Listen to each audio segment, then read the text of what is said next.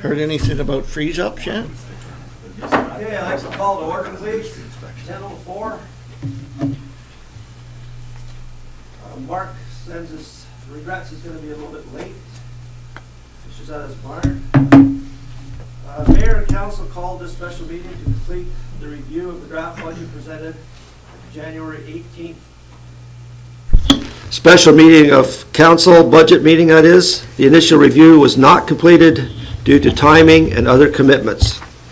Are there any additions to the agenda? Then could we have confirmation of the agenda as presented? Moved by Pat, second Larry. All in favor? Carried, thank you. Are there any declarations of pecuniary interest or the general nature thereof? There are none indicated. Presentations and delegations? No. I think we can move back to our, for members of council then, we're back to the agenda presented on January 18th. 7.5, water. Is this where you're going to take her away, Paul? Yes, Mayor Kane, I can take it from here. Thank you. We're on page 26 of the draft budget. And we'll just proceed in the same manner that we did on the 18th, if that works for council. I like that, and instead of having going through me all the time, I mean, you're there, you know, you want to field the questions as we go, that might save us some time. That would be great. Okay? Thank you. So we're back to taking all our questions as we go through each individual section. Thank you. Okay, so we have Scott Noble here that's going to provide some information as we go, as well as speak to the some of the capital projects. But I'll just kind of walk through the operating, and Scott may step in here and there. So at the top of page 26, we're looking at some of the miscellaneous water revenues. Basically, we've just flatlined them. We budgeted $5,000. We did get a little bit more. I'm sorry, I apologize. We adjusted them slightly. Meter sales, we adjusted up a little bit, and other recoveries. So we went from $5,000 to $6,000. So it's an increase of $1,000. Total water salaries. It's a higher increase than normal, as we have some extra costs in there.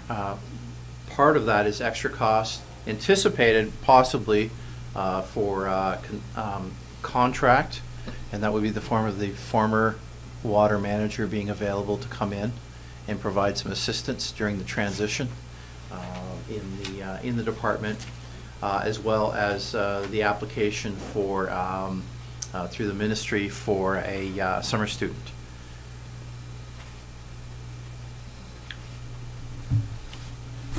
Paul, what do you see for that transition period? I mean, Scott's been here now for a period of time, and our former water administrator's been away. What do you expect for hours or dollars of that percentage increase? Well, the reality is that in the water, I took a little bit more of a liberty to make sure that we're covered. So that may be high. However, the uniqueness of how funds flow and expenses flow within the water provides for a little more liberalness in the fact that revenues over expenses are transfers to reserves. If we don't end up using that full increase, if we don't use that potential contract employment, then anything that we save, anything that's not used from that will then just go to reserves at the end of the year. I'm aware of that, but what I was really getting at, in your mind, what dollar value do you have allocated towards this transition allocation? Okay, what dollar value? We have approximately $10,000. Okay, thank you.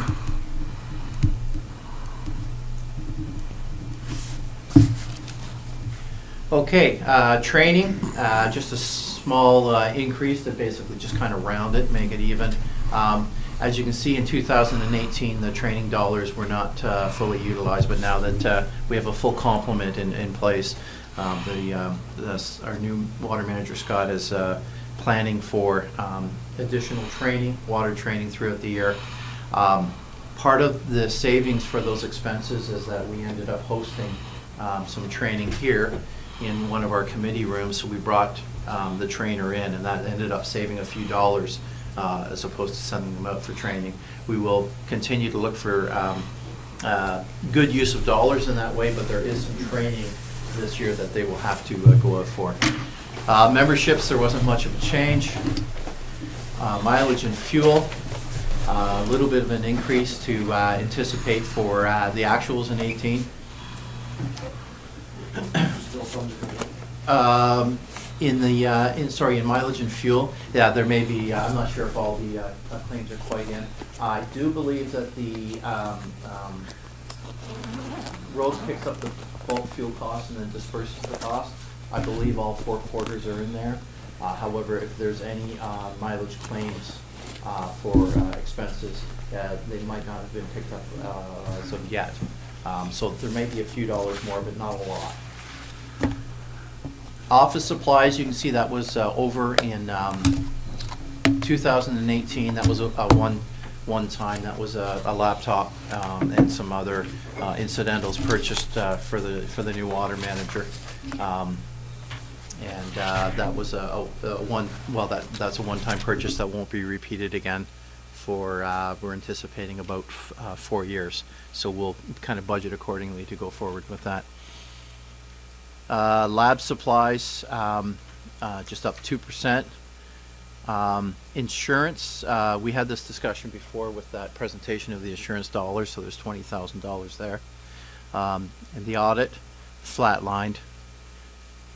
Telephone went down a little bit, and there's various ups and downs a little bit. I'm not going to spend too much time, and I'm going to start skipping over to the lines that have larger increases or decreases. Contracted out, we saw a larger increase, anticipating a little more expense there. You can see in 2018 we have $26,458. There's actually more to come for that. A good portion of that was Aramosa. We also have operating costs billed from Lucy to maintain the operating system of which they collect the revenues. And traditionally that's somewhere in the range of I believe it's between $6,000 and $7,000, but we did have a number of incidents where Aramosa was called in to maintain the system to make sure that we were in legislative compliance until the new SCADA system gets up and running. So we're going to, I believe there's about another $6,000 to come in for that. So we're going to be looking at about $32,000 on the line that had been budgeted for just over $15,000. We're not anticipating those to continue into 2019 as the SCADA system is well underway. Once that's up and running, we're not anticipating those needs to continue on. But what we will see in that is the cost from Lucy is generally the largest expense that goes in there. Equipment maintenance wasn't much of a change, and transferred to water reserve. That really shows how much of we're anticipating to go into reserves at this point, given the budget that we have. So those numbers may fluctuate between now and the final the budget slightly. Camborne water revenues. We just went up 2% as far as the water billings. As you can see, we weren't. The capital cost recovery is the large one that was the change here. We did an analysis in 2018 to make sure that we had captured these costs properly. This is the amount that goes on to the tax bill for the users for building up the reserves for future capital outlays. The distribution was changed according to that analysis. If you look down below, you can see in Creighton Heights the capital cost recovery increased 11.9%, or $14,000, and then decreased up in Camborne by $11,000. So what we found is that it wasn't quite distributed evenly. So we moved it, anticipating very small increase for any new users, but as far as the rates go, it's $197, so that won't change. So back up to Camborne in the water expenses. Most of the expenses there were just an increase of just a small amount, and then a small decrease in the holding tank. We had talked about Creighton Heights. In the revenues, we just went up about 2%, and the capital cost recovery we had already talked about.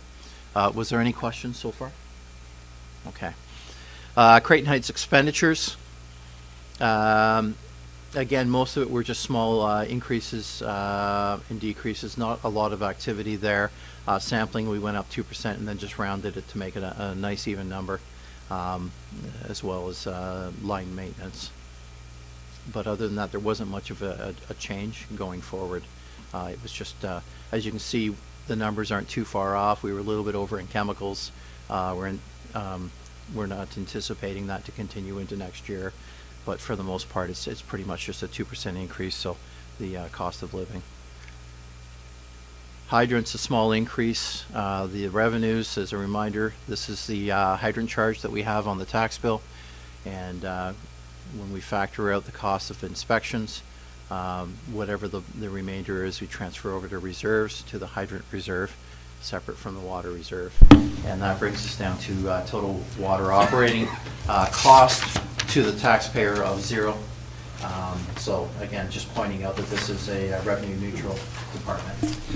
Yeah, Paul, if we go back to Creighton Heights expenditures, I just need an explanation of the percentage increase from chemicals down through. They're all 3% or less.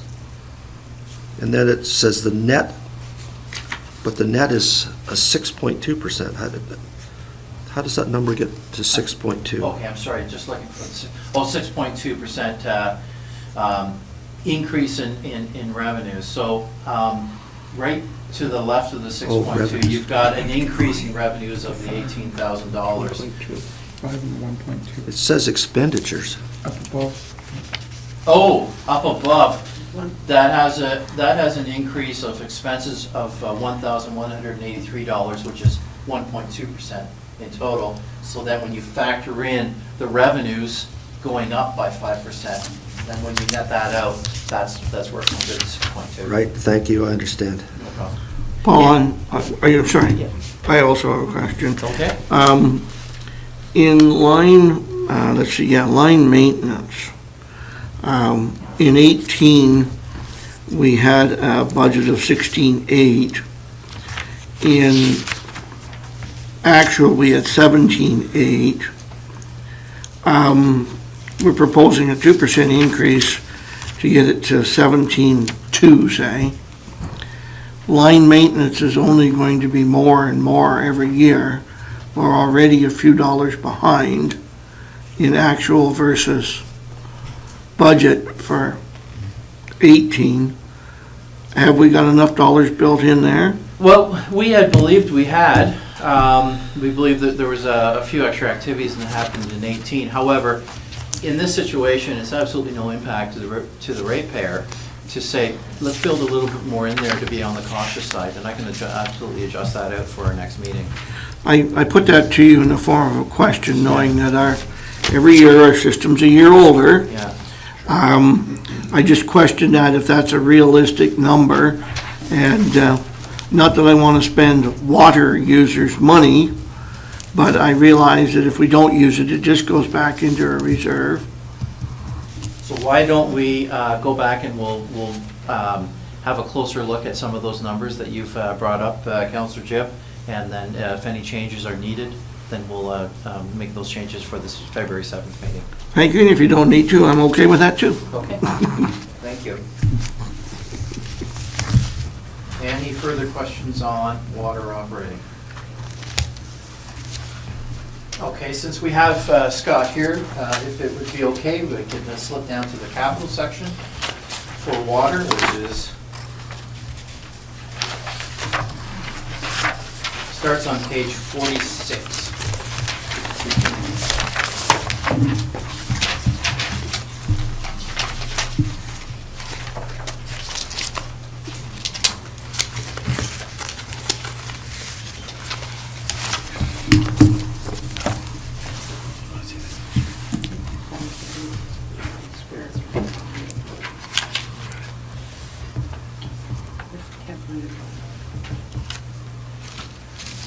Sorry, I'll just be one moment to catch up on the screen here.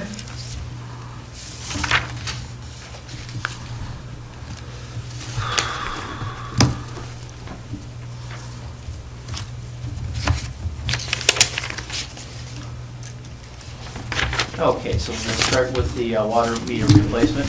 Did you want to speak to this, Scott, or did you want me to talk to you? So I can. Okay. So, in the comments at the top there, you just skimmed through our water meters range in age between new to 40 years old.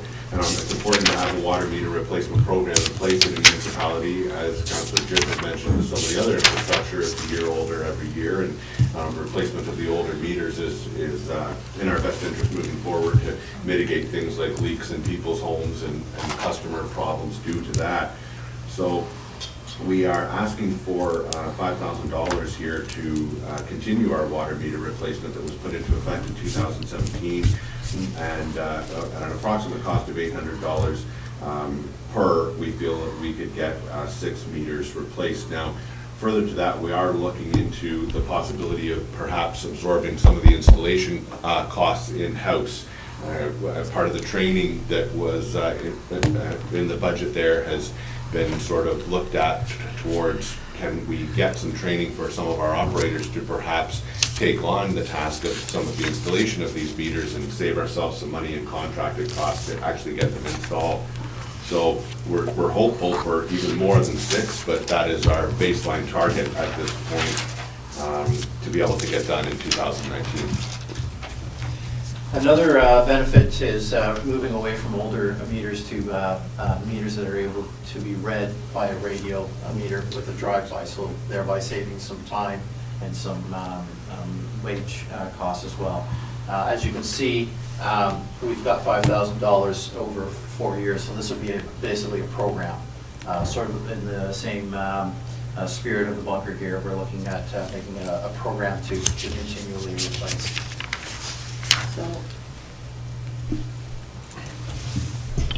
How many water meters are currently switched over?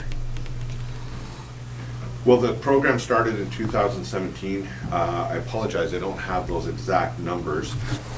And I do believe 2018. No, I think it was just a hair before then, and I Yeah. believe the first time we came forward with, it was if I remember correctly, I believe it was a greater dollar amount. So sorry, how many would we replace with $5,000? 6. 6, so I'm thinking about 12. So it's a small amount to continually replace over, but you'll have to keep taking into consideration too, some of the people who have hooked up, who are currently hooked up, already have those meters. These are the original ones that were switching over. I guess that was my concern, is that I'm not sure exactly how many we currently have hooked up to Creighton Heights In the whole municipality? that would water- use these meters. They use the new. No, that potentially, if everybody had the perfect meter, Right. how many hookups is that? In total, water users in the municipality of Hamilton is in the 650 neighborhood. Okay. What would you say is about the number that already have the newer style meters? Like a ballpark? Oh. Like half, Oh, three no. Oh, quarters, goodness. 10%? Yeah, less than 100. It's probably in the 45 to Okay, 50. so I'm getting to my concern part. Sure. So if we're replacing 6 a year and we have 400 to get to the initial, we're not budgeting anywhere near enough. Are we thinking that the cost that went down from last year to this year and it's going to continue going down? Or are we considering that us doing the installation will knock the price in half? I'm worried about the amount of money we're putting aside for a job that needs to be done. That is, we're looking at, I don't know, Bill, what's the math? A lot. It is a long time, and I understand that concern. However, I'll point out that meters that were installed 10 years ago are not of concern at this point right now. So the new style meter, as Paul alluded to, is great as far as the radio reads. I know there's other places where they put the contraption in the snowplow truck, and as the snowplow plows the streets, it picks up the pings off all of the meters, and 2 birds, 1 stone. And we will get there eventually. There's going to be regular, let's call it boots on the ground water meter reads for some years to come, due to the fact that the meters that are only 10 years old, we wouldn't slate for replacement for quite a bit of time. Now, the technology does exist for us to kind of a plug and play. We can leave the existing body of the meter in place and actually remove the top portion and replace it with a radio read portion, which is something that we will look further into once we have the older generation of meters replaced with the new radio reads. Can we then start looking at a program to replace our meters that the body or the whole construction, the materials are only 10 or 12 years old with the updated new technology? And that's something that we would bring forward to council in the future to sort of speed up that process that you're speaking of. So I feel like this is almost like a roads question. If we're waiting to get a certain number of the newer meters in before we look at updating the older meters are going to be 8 or 10 years older before you're updating them with the add-on, at which point it got cost effective. I don't have an answer today, I feel like we have to have an awareness that this isn't covering Sorry, it. if I could just jump in for one thing and just point out, the reality is that this budget enhancement sheet was not prepared by Scott. And if Scott had prepared it, probably would have asked for a few more. Given the pressures with a new SCADA system going in, given the pressures with a few other things that are happening, yes, I believe Scott would have gone for a more aggressive campaign. However, given all the other pressures at this point, we opted for this year to make it a little bit lower and then adjust out as we go forward to more meter replacements. Okay, don't misunderstand what I'm saying as, oh my goodness. It's more I was looking at, we've got exactly the same funding tentatively put ahead for 2021, 22, and my brain's going, we're going to need to come up, even if it's over this year, with a different protocol to make this more manageable. Yeah, you're right. It's not enough this year, but we also have a lot of pressures on the water department this year. So it would be nice to be able to look at a more aggressive meter replacement campaign. I believe a water rate study will be coming up soon, so maybe it'll dovetail with that. But again, as financial pressures with the new SCADA system and some other financial pressures in the water system, we felt it was good to kind of maybe lay back for this year and possibly next until we get a better footing understanding of the historical financial information of the water department and roll forward with a new water rate study. What's the lifespan of a meter normally? It's hard to say. I mean, we do have a projection in here of about 40 years. There's many that would last longer than that. So then it's just about the technology and changes. It's about the technology, but also, as mentioned, the risk of the infrastructure that's in people's homes. Now, we are responsible for providing the meter to our homeowner, but after that time, it is in their home. We're talking about things like floods and stuff of that nature. So it's important for us to make sure that we are staying on top of the age of what we do have in place in people's homes and not just what we have out in the boulevard and in the ground. Okay, thank you. Yeah. As far as we're aware, the meters that we have in those homes are all functional and operational. Yes, we've not. We actually coincidentally last night had a call out for a frozen meter, which we were able to deal with our on-call operator.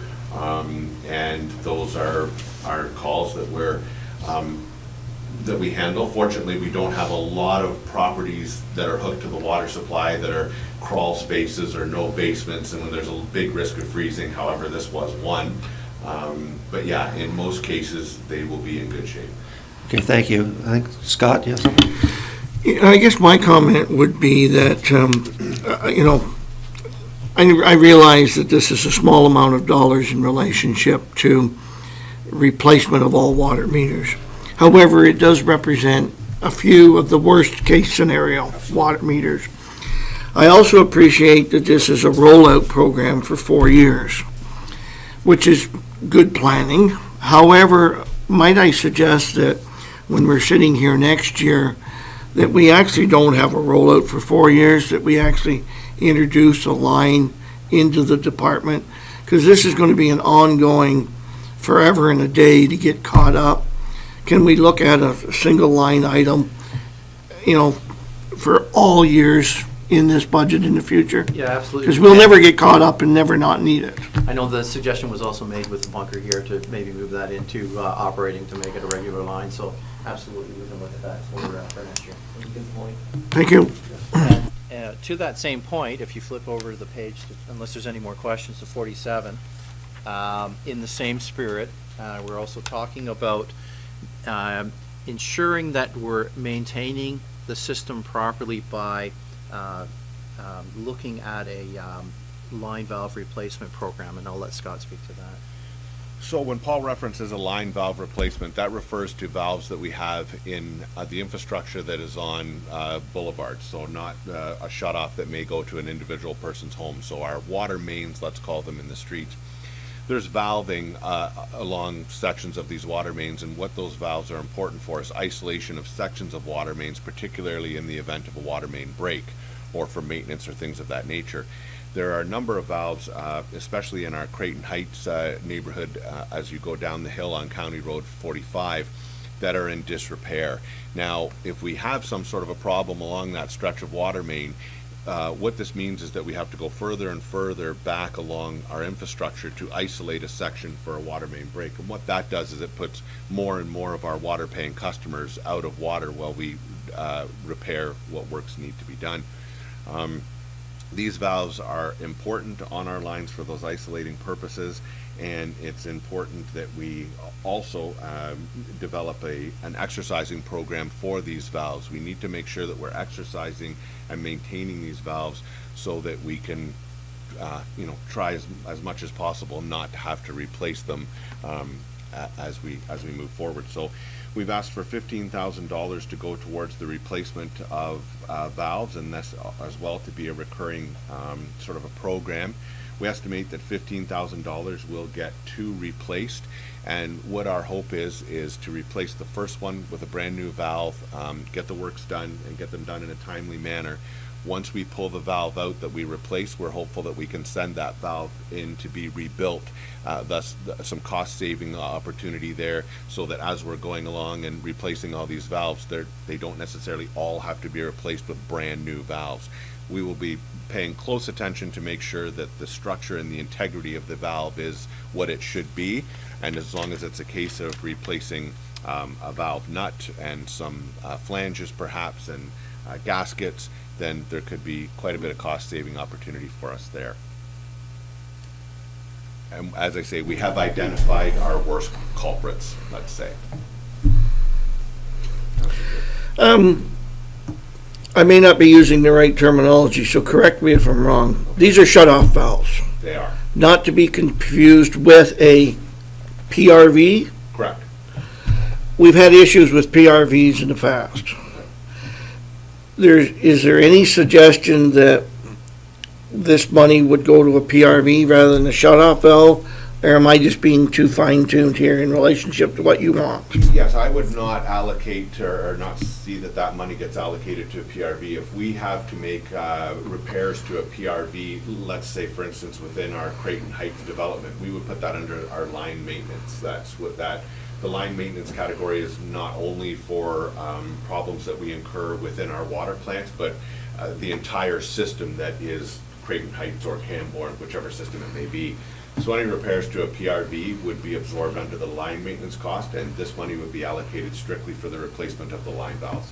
Okay, thank you. Now, you may or may not be aware that we've had an issue recently, a couple of years ago, I guess now, of some work being done on 45, triggering a failure back through. Right. And I believe it was a PRV that actually failed, causing higher pressure into a home and the negative end result. Sure, of course.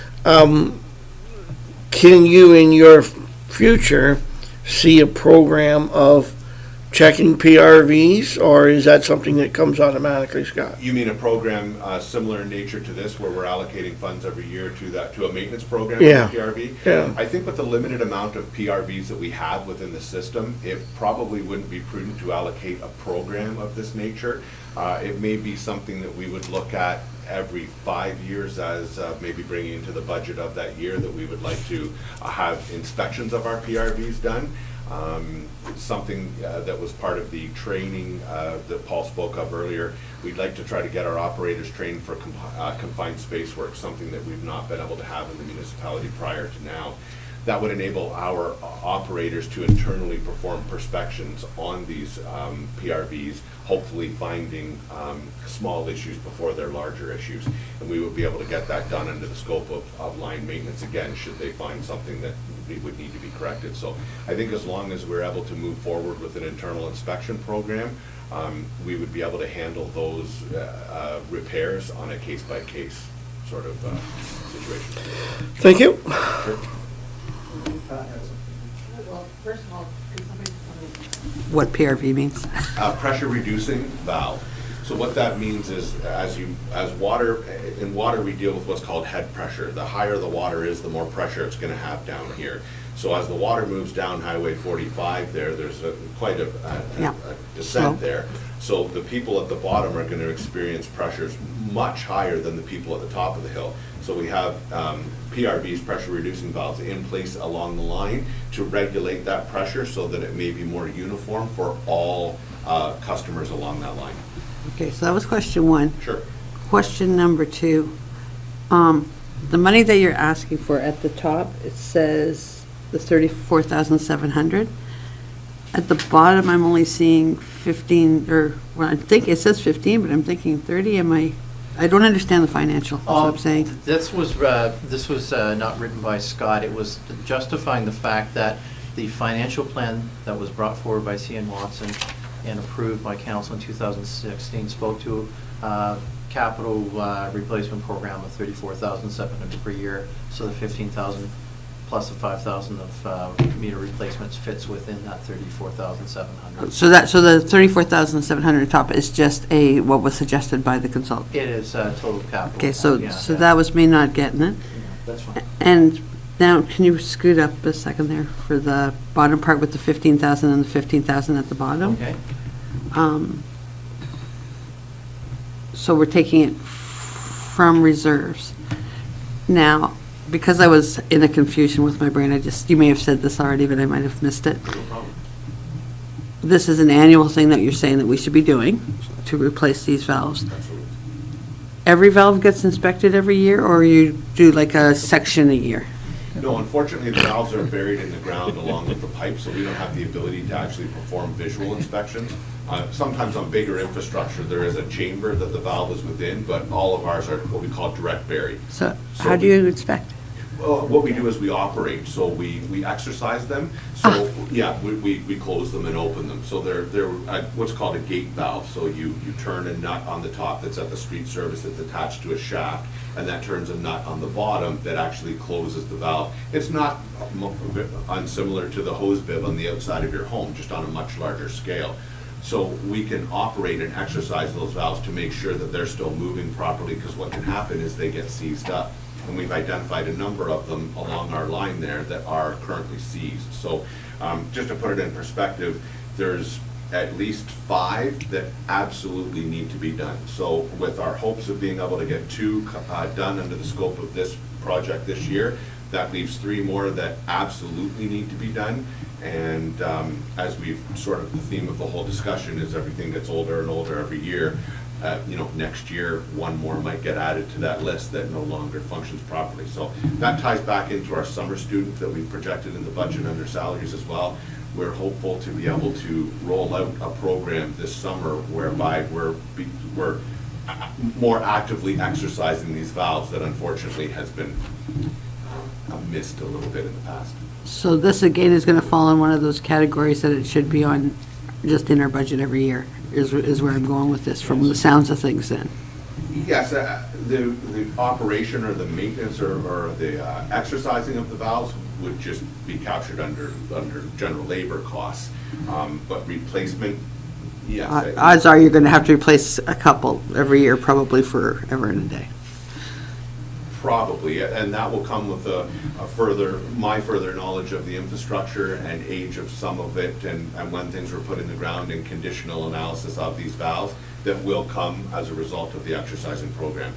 Okay, thank you for not smiling hugely when I said, how do you visualize infecting a valve? I saw Mark over there going, oh, she doesn't get it.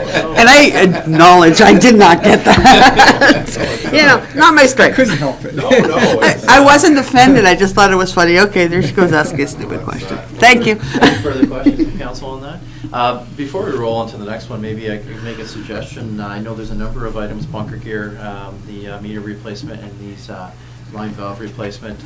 We can wait until next year to roll it into operating, or I can just change the structure so that when we come back on February 7th, we could make those changes in this year's budget. Does council have a preference? Which is simpler? Either one is fine. Why don't I just roll it into operating for the February 7th, and that way we'll just get it in as a yearly program. Can you identify the specific items that you would like to do that with, Paul? You've mentioned bunker gear.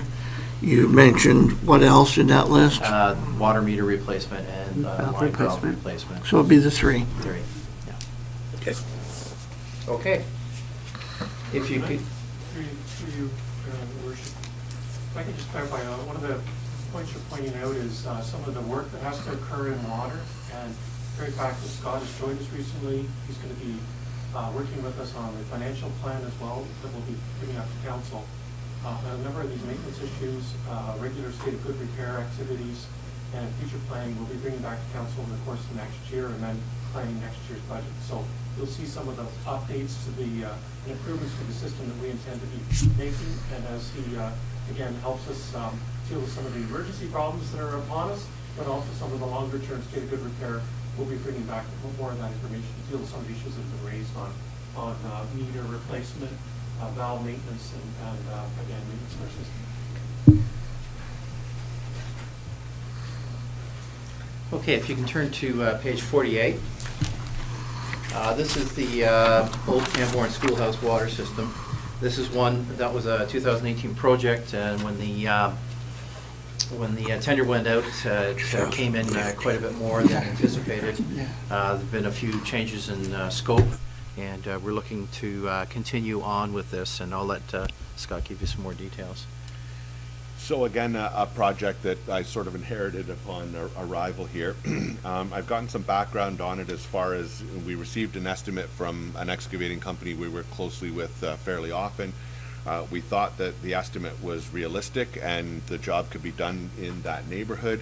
When we put it out to tender, unfortunately, we didn't get a bid from said company. So the one bid and the sole bid that we did receive was quite a bit over, as Paul mentioned, and when we took it back to the residents, it was found to be an unacceptable increase and not one that they wanted to agree to. So that sort of leaves us where we are. I've worked closely with our manager of infrastructure to try to come up with some alternatives to get the project done within the parameters of those numbers that were given to our residents. We feel like we've come up with a plan that may come close to those numbers. However, we haven't received any estimates on it to this date. That plan includes an encroachment on the old Camborne Schoolhouse lands. The problem that we have with the water main being extended where it normally should be extended, and that's up the road allowances, the proximity of utilities and the restoration cost to the road being a paved road is a very high portion of the plan for how we would like to see it going forward. So there's some options for directional boring, and then again the option of the traditional water main being extended and an easement or encroachment, I guess, of the land at the old Camborne Schoolhouse. Now, it's been brought to our attention that we may be in close proximity to the septic system that lies on that property, so there could be some complications there. It's unfortunately, with, as was mentioned, some of our emergency situations here, I apologize, I've not been able to focus a lot of time on it. But I will say that we seem to be in a situation where we have gone to these homeowners and given them a number that we received from an estimate, and we did not receive a quote that was able to back up that estimate. So we're in a situation where we need to work with these homeowners to try to get closer to an agreement, or are there other options that we're looking at here? I know it's a water system that we don't want to leave in place. It's a system where, much like we talked about before in our emergency water main break, we have this private property issue and not really a clear distinction of ownership and where we're responsible and where they're responsible. So we can certainly bring forward some other estimates and some other proposals and continue to have conversations with the residents. So in this project, it was approved as part of the 2018 budget. There's been some work done and a little bit of work to continue on to make sure that the changes will conform properly for legislative requirements and work with the township. The procurement policy allows for the fact that when tenders go out and we receive 0 bids or only 1 bid, that we're able to go back and directly negotiate. So the intention is to go back and work with the firm that originally gave us the estimates, work with them on the changes to make sure that the work will be done properly so that we don't run into any issues in the future. So we want to run forward with that and work in conjunction with that firm and continue to see this project fulfilled. Is the existing system, do we treat the water? We do. It runs through a UV when it goes, when we bring it from the well into the old Camborne Schoolhouse. However, currently we're not treating it with what's called secondary disinfection, which is essentially the chlorine that goes into traditional water mains to maintain the disinfection throughout the entire system.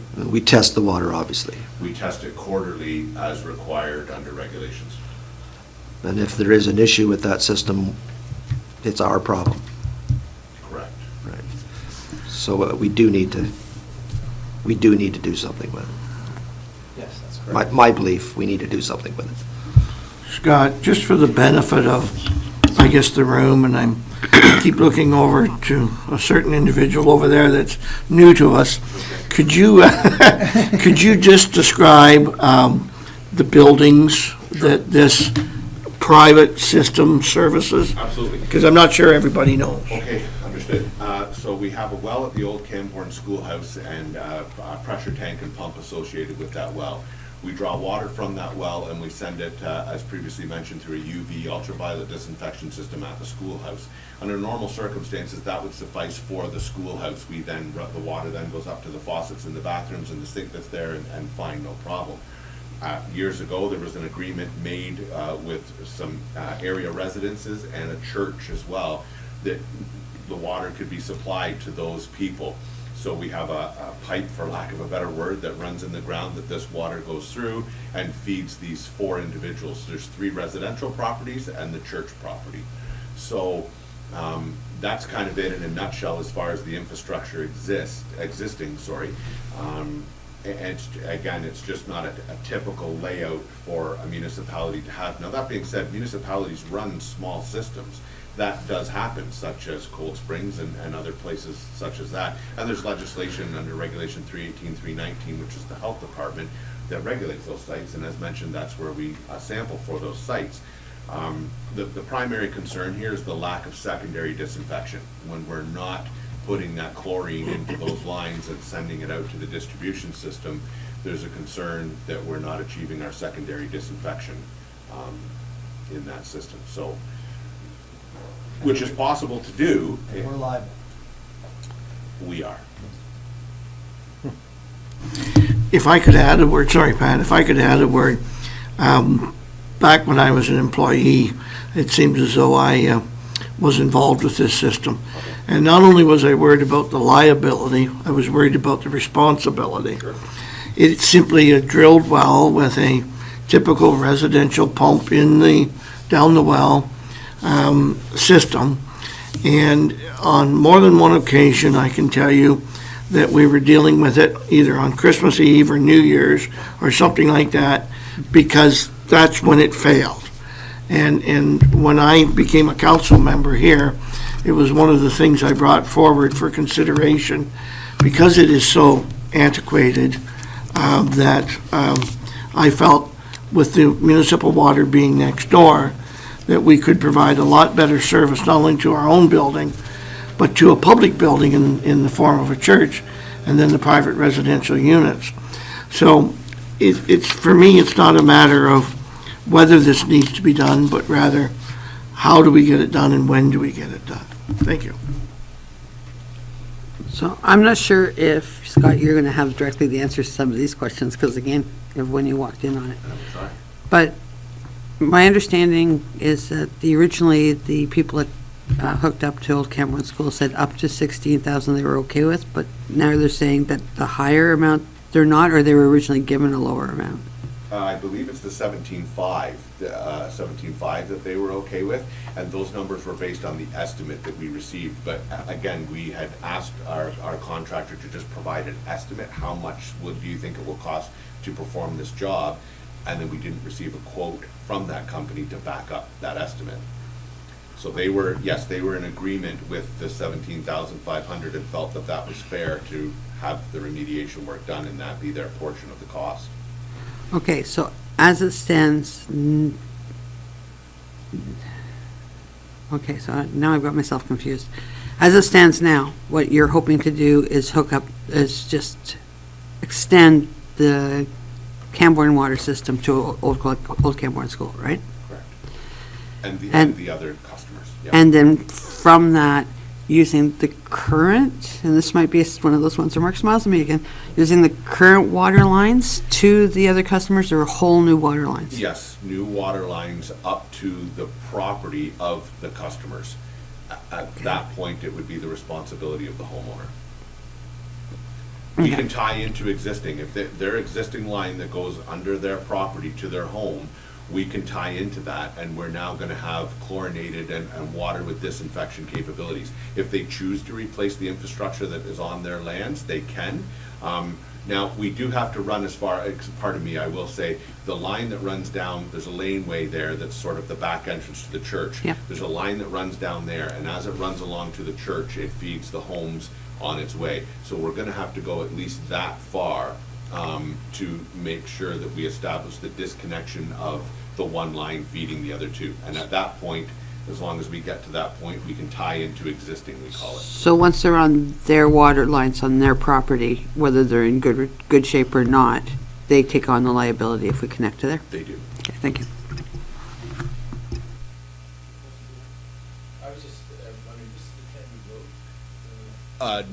No, it's on Albert's Alley. Yeah, the water main currently is existing up to about the park, which neighbors our Old Camborne Schoolhouse property, and it would be an extension of that 6-inch water main. And I guess just to give you a bit more, so the quote, the one and the single quote that we did receive, the project, it would be an additional 10,000 for the 5 parties to incur. That being us and the 4 that us I speak of from the perspective of the Old Camborne Schoolhouse. So the return ask, I guess I will refer to it at, was an additional 10,000, at which point they were not in agreement with that. So, correct, that would be each 5 portions. That was the cost of the one quote that we received over and above the estimate that we received, that we gave them the numbers based upon. So.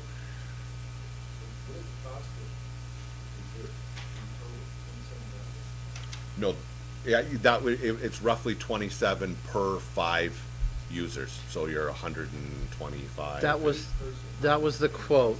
That was the quote That that was we the- didn't go with. Yeah. But we're anticipating with these changes, coming back at the 17,500 for each individual. And that's correct.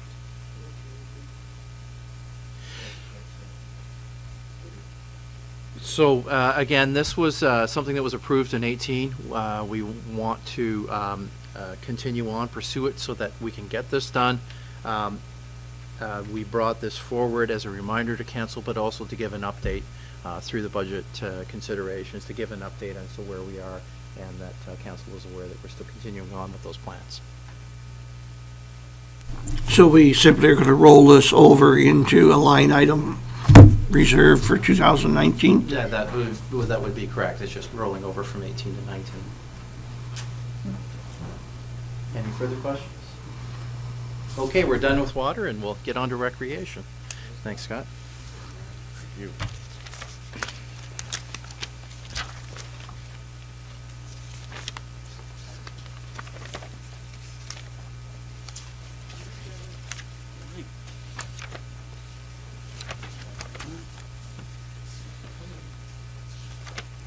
Page 28. Just need to get myself set up here. Oh, come on.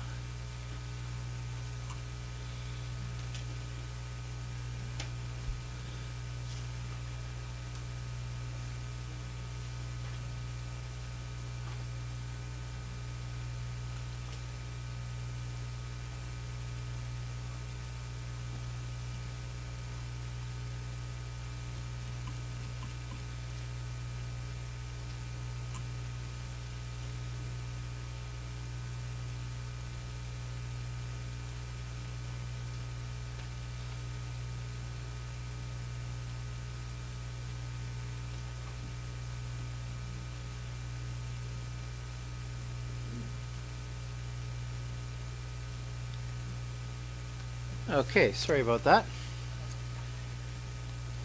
So as we begin on page 28, the first item that we speak to is the student funding. We flatlined it, and we were successful in receiving that student funding, and we're anticipating on success again in 2019. And that was for 4 students to contribute to the work in parks in the summer. Park salaries, 2.2% increase as per standard. Now, as we get into I'm sorry, it says admin. I meant to point out it's total admin expenses for salaries. As we get into the admin expenses, you can see there's quite a bit of a change around there. We had training and we had conventions and seminars, but we've collapsed lines into one because the convention or seminar that's with ORFA at the end has a test, and it's where they receive a certification that's required for them to be operators. So in fact, it's really both together. It is training and it is a seminar at the same time. So we rolled it together, and that's where you can see the $5,100 decrease in conventions and seminars and $5,150 increase into training to make it $7,000. We trued up the numbers from based on 18's actuals for memberships and increased it by $250, and the same with office supplies, moving up from $2,500 to $3,000. Based on the analysis we brought forward from the insurance, saw a $5,600 decrease in the insurance costs.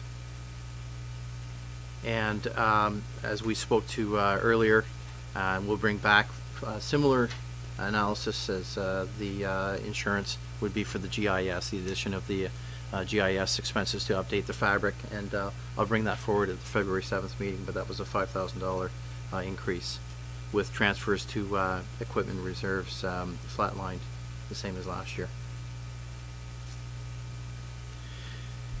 On to Parks General, the salaries, we saw a little bit of a decrease in that line. We had a duplicate line in 2018 with a 2.2% increase in salaries, taking out the duplicate line that was in 18 in error.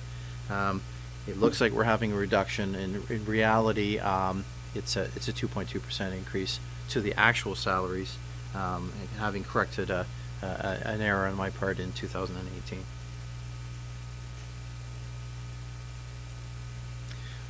Insurance, again referring back to that analysis, we saw a slight increase to Parks Insurance in the amount of $2,150, and then some small increases to maintenance, as well as a little bit in hydro, based off of the concept of, we're anticipating approximately a 5% increase off of actuals.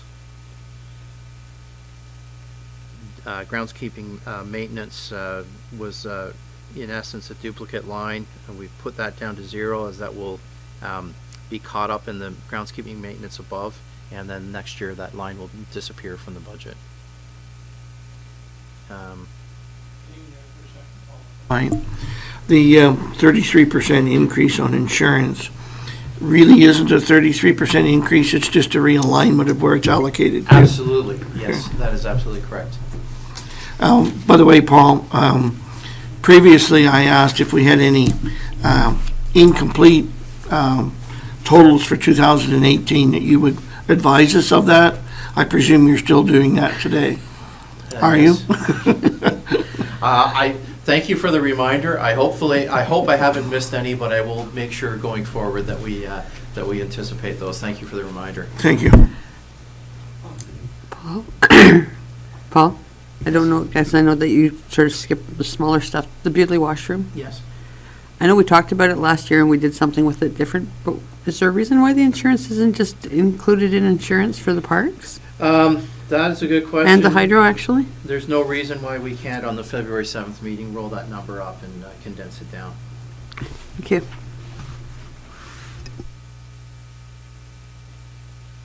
Okay, on to page 29. And anytime you need to jump in, just go ahead and jump in.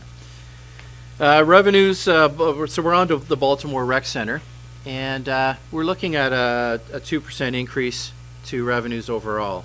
You can go back and look at it line by line, but there has been a little bit of jigging around based on 2018 actuals. All of the revenues are not in yet.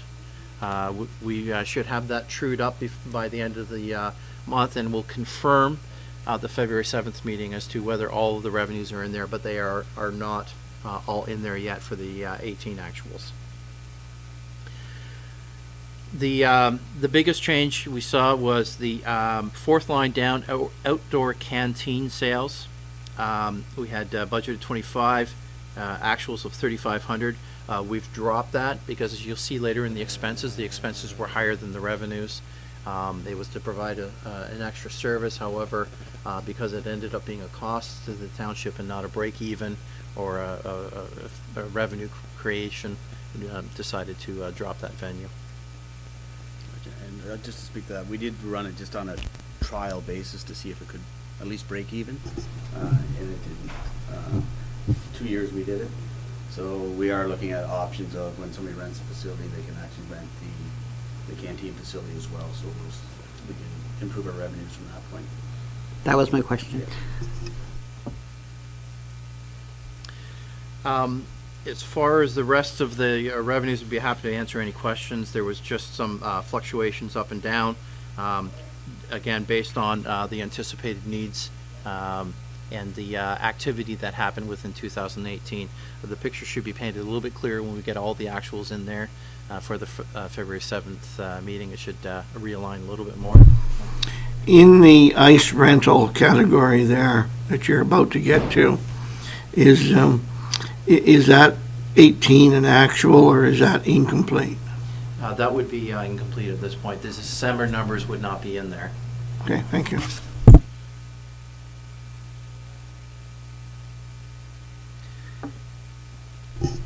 And the same could be said for the arena ice use. I just, Scott twigged me for something here. When we looked at the 2018 budget, I'm laying odds that the same question was asked, and we were told that December's for 2017 weren't included at that time. But when you look at the 2017 use compared to what our actuals towards our budgeted, I'm wondering why we're still at 65,000 if our actuals for 17 were 55,000. Either that's an 11-month figure or it's a 12-month figure that's considerably lower than what we're budgeting for. I don't know if I've worded that well, but hopefully you followed me. Yeah. And that's our goal, is to be at that 65. provided that we have full usage of it. And I think if you go back we go back like 3 years when we look at the trends, we've dropped slightly, but then if we look at the fee increases, we're hoping to be at that 65. So when did we put I remember us talking about fee increases. When did they go in place? Were they for all of 2018, or did they go through part of the way through 2018 for the end of the They year? started in 2018. So for the second half, though? Yes. Okay, so then with those, when you put the addition of the increases plus the addition of December, you think Yeah. you're confident we're fairly close revenue-wise? Yeah. Okay, thank you. I can't speak to, I know we do have some new users coming on board for next year, so I'm pretty positive that we'll get to that number. Okay, thank you. Now, if you look at if you look in 17 at the revenues, the projections for the budget were 281, and the actuals ended up coming to 292. So I believe that the anticipation at that point was good. We're rolling forward still with that and trying to anticipate any increases or decreases without having great fluctuations in there. But again, we're projecting out a 2% increase to revenues overall. In salaries in Baltimore, we had a 2.9% increase. There was a couple of step increases in there, which took us up a little bit beyond the 2.2%, but overall it's a $5,000 touch. We had a decrease in canteen stock. 18 was the 4,057. That's the number to put against the canteen that the outdoor canteen that we're not doing anymore. $3,537. So you can see that's the difference between the two. It ended up costing just a little more than $500 to run that. So that's why we're dropping that out. Sorry, Paul. Again, maybe I'm being lost here. Indoor canteen contract. So contract's a flat rate amount, right? Like when we make a contract, we make it for X amount of dollars. $3,000, correct. So last year we added 2%. This year we went, wait a minute, that doesn't make sense. Yeah, exactly. Okay, I'm fine now. We corrected, yeah. Thank you. Insurance, Baltimore saw a bit of a change in insurance to the overall insurance increase. That was that restructuring of $7,900. Bank service charges, that's we've added some debit machines at both arenas, and it cost us, those are the costs for that. Some of the people, when they show up to book ice time, we're able to get the money in quicker, and we're able to get the money in on the spot, so it's a good venture to pay those fees. Do we get any kind of revenue for having them there? No. It's not a bank machine where people can go up. It's just like when you go to a retail location and you say you want to pay by debit and they pass you the little terminal. It's that. Yeah, exactly. And it's a service, and it speeds up it increases our cash flow. Hydro cost, the 116 is complete. 116,795. That is 12 months of hydro charges in there. Budgeted up about a 5% increase based on the actuals, and came out at 123, which is just a 1.7% increase. Went higher on the fuels, again based on actuals. As you can see, we budgeted 25 and 18, came up to 31, so we increased it accordingly.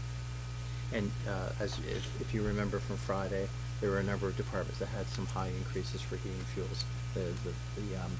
The cost in 2018 went greater than anticipated, so we're anticipating that now in 2019. Telephone, we increased it again off of actuals, and increased it by $1,000. Building maintenance was 2%, and active net fees, we kept it the same. We have not all the actuals are in yet. I actually just signed off on a number of invoices from them just this last week, so they're for December, so there'll be some more fees coming through, but we've flatlined it across 8,800 in 2017. We're expecting it to be a little bit higher than that, just over the 9,000 mark, but we believe we can capture that in the $10,000 range. Telephone is cell phone and landlines? Yes. Equipment maintenance, we just added 2% on there, and that line is complete for the year. So over and all, it's a 2.4% increase to Baltimore. And if you can switch over to page 30. I'm sorry? Oh, okay.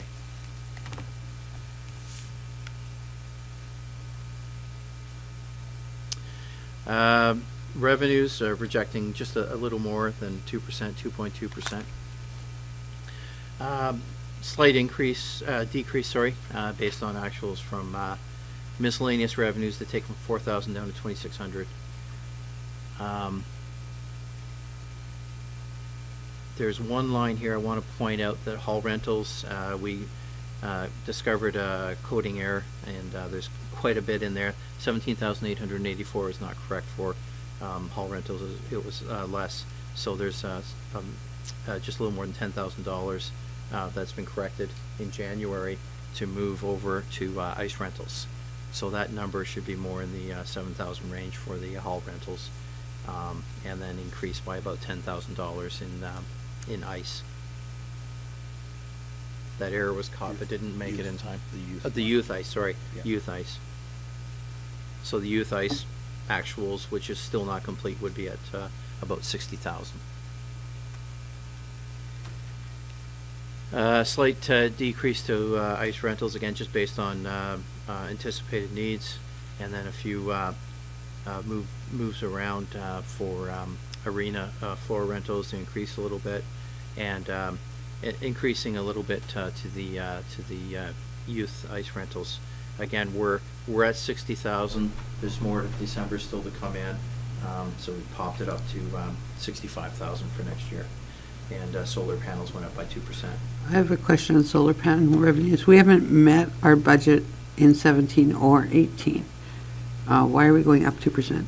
It really is, I believe, is based on the amount of sunlight that we're receiving. I'm not concerned about why we didn't meet our budget. I'm just curious as to why we're thinking we should increase the revenue amount. I guess this is one of those lines where we went up to 2%, and we can't. We're just kind of continuing on because we're going to see great fluctuations because it really depends on the amount of sunshine that's in there. If you would like us to drop it down by $150, then we can drop that down. I know it sounds like a whole lot of money, but my concern is if we raise it 2% every year and we're never meeting, we're still not meeting 2 years ago's budget, then we're increasing the gap every year. Okay, so we can adjust that down by a couple $100. Thank you. If I understand the system correctly, the only fluctuation that we have in return there is in fact the amount of sunshine, because we do not get a percentage increase. It's a flat rate that we signed up for when we put that system in place. So in support of that, in theory, because none of us can predict what the sunshine's going to be or not be, in theory, our line entry for income from year to year probably should be the same, Okay. which would be, whatever, 7,000 it looks like would be more reasonable there all along. Okay. Okay, we'll adjust that out for our next meeting. Now that I have the microphone on, sorry, people, sorry. I absolutely didn't understand, or I totally was confused by one of your lead-in comments when we got to this page. I was looking down expecting you to make a comment about miscellaneous revenues being 35% difference. And when you ended up your comment, I'm not so sure it was about miscellaneous revenues because you ended up with a 2% increase. Did we miss that line, miscellaneous revenues, I think? No, I said that we budgeted it down according to actuals in 2018, Okay. and then skipped down to the line of hall rentals. Okay, so we had in 18, is that a complete number in 18, that 22? There would be possibly one more month of revenues coming in. However, I'm not sure with miscellaneous revenues, if there even was revenue from miscellaneous in December. So that I believe is from the tower. Okay. So I'm not sure how that one works, so we'd have to look into that. We've been, for all sakes and purposes, we've been budgeting $4,000 worth of income for 17 and 18, give or take a few dollars. You know, our actuals in 17 and 18 have been $2,500. Again, give or take a few dollars. So you brought it down to 2,600. I support that, but I just wonder, is our mindset right? Or do we have incomplete numbers in 17 and 18 when it gets to our actuals? 17s would be actuals. No questions asked. Okay. I wonder why we hadn't talked about this one before, but anyway, or hadn't been corrected before, but I guess, Paul, if you wouldn't mind just having a look at, for next visit, the budget, that our 2018 actual is in fact a 2018 complete. And that's what we'll be confirming between now and the next meeting. Thank you. I presumed you would. So we had a greater increase in Bewdley Rec Center as far as salary expenses go. So we're looking at a 4.5% increase. So 2018, 2017, we did an adjustment on the various sections of salaries, again, showing an analysis between the 4 different cost centers, and did some great strides to make sure that we spread that out more accurately. 2018 was the first time where we were actually inputting into the payroll system actual dollars that we can come back and we can look at what actually was included in there. And so we believe that we, now this is, although it's a greater increase than the standard, we believe this is actual final stage of now that we have the software in 2018 to provide accurate numbers, that we're able to make sure that we're at a good amount for that. And the fluctuation, or the one that did change, was the Bewdley Rec Center, and that's why we're experiencing the 4.5% increase. Is that enough? Because I mean, I looked at this year's actual, 153, and you're moving down to 150. So I think just on what Paul said, one of the things that's happened previously is we have a group of part-time employees that work in both facilities, and whether they work in Baltimore or whether they work in Bewdley, sometimes it wasn't accurate where they were being charged to. So we've kind of tracked it down to ensure that they're being charged to Bewdley or being charged to Baltimore, wherever they work. Yeah. Yes.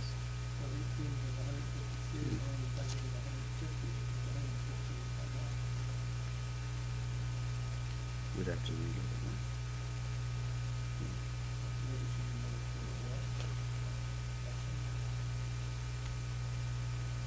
We'll go back and make sure that the actuals are first of all correct, that there wasn't something that had been coded the wrong department, and once we've confirmed that, then we'll adjust accordingly.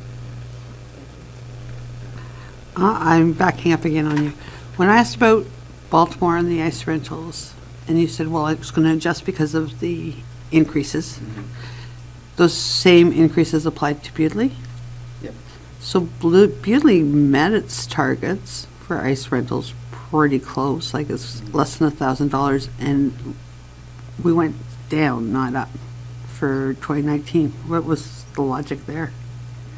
But I think that's $10,000 that we had to, so we can take that 5,000 out.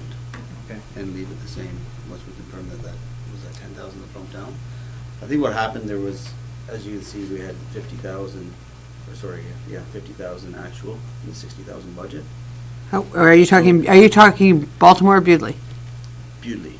Okay, so So 50,000. because we felt we were under budget there, so we pulled out that 5,000 to get it closer. but we found that other 10,000 that was in the hall rentals that need to be bumped down. Okay, So that's where I was just making note of Paul that we can take that 5,000, that we're gonna reduce it, and we can leave it the same. well, now I'm confused. Okay, now I was more confused than I was originally. I remember the hall rental conversation.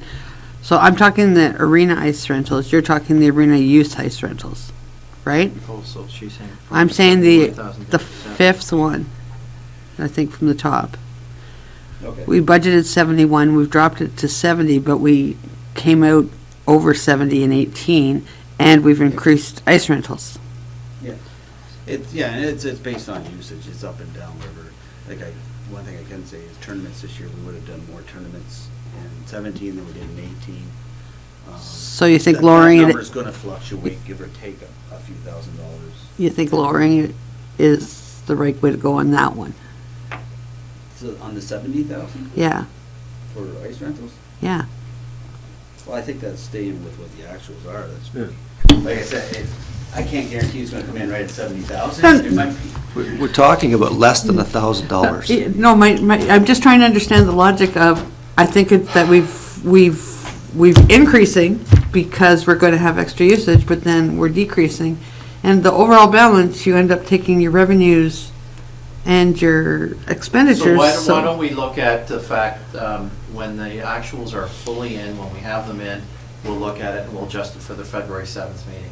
And make sure that we're. I'm not saying even it has to be adjusted. I was just curious as to the logic why, if we've increased the cost of the rental, we would increase one and decrease the other. That was like, that's my actual question. It's not about the numbers. And with rentals, and I will say with Baltimore, we don't host tournaments, we have a lot of, it's minor hockey, it's regular rates.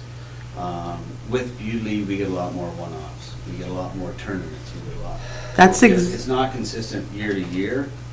That's all I was trying to figure out was the thinking. It wasn't the dollars, it was just the thinking. So that makes perfect sense to me. Thank you. We're talking about less than $1,000. I really, at this time, I would like us to move on. We've got a lot to do in this budget, and we're arguing about less than $1,000. I think that the thinking is important. It wasn't the dollars, it was the thinking. Okay, so for the expenses, we dropped natural, and again, I'm just going to jump to the highlights, and please back me up if you have any questions. We dropped the gas, natural gas down with the new Zamboni coming in.